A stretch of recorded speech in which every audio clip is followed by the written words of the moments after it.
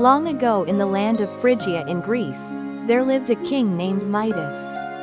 He loved gold more than anything else in the world.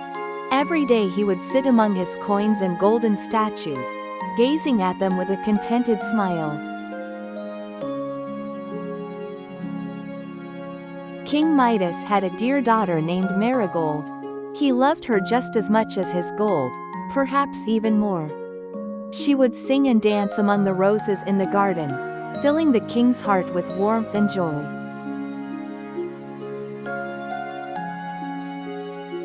One morning, the king's guards brought in a curious old man who had been found sleeping in the royal garden. King Midas welcomed him kindly and made sure he was safely returned home. The old man was a companion of the god Dionysus, and the god was deeply grateful for the king's kindness. The god Dionysus appeared before King Midas and said, "I shall grant you any wish you desire." Without hesitation, the king answered, "Please give me the power to turn everything I touch into gold." The god agreed, though a shadow of sorrow crossed his face. The very next morning, the king reached out and touched the bedpost, and it turned to pure gold at once. He went into the garden and picked a rose, and it too became golden. Overjoyed, he ran about touching one thing after another. But at breakfast, the king made a troubling discovery. When he reached for a piece of bread, it hardened into gold. A bunch of grapes turned into golden beads the moment he lifted them. Even the water at his lips became a stream of liquid gold. Just then, Marigold came running in, calling out, "Papa," and wrapped her arms around him. The moment the king held her close, she became a still, golden statue.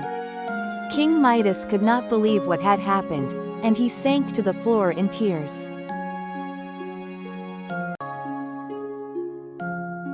King Midas ran to Dionysus and knelt in the dust, weeping.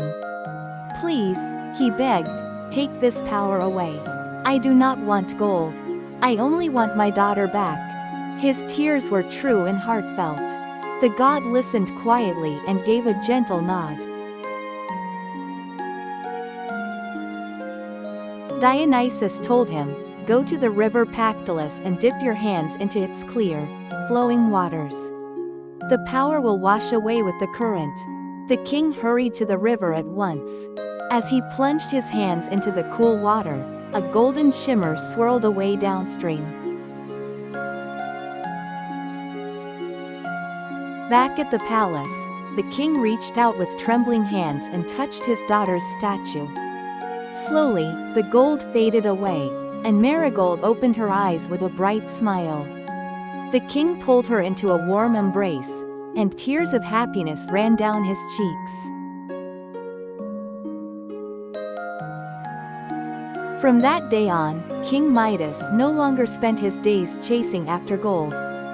He had learned that the warmth of fresh bread, the scent of a rose, and the sound of his daughter's laughter were the most precious treasures in the world.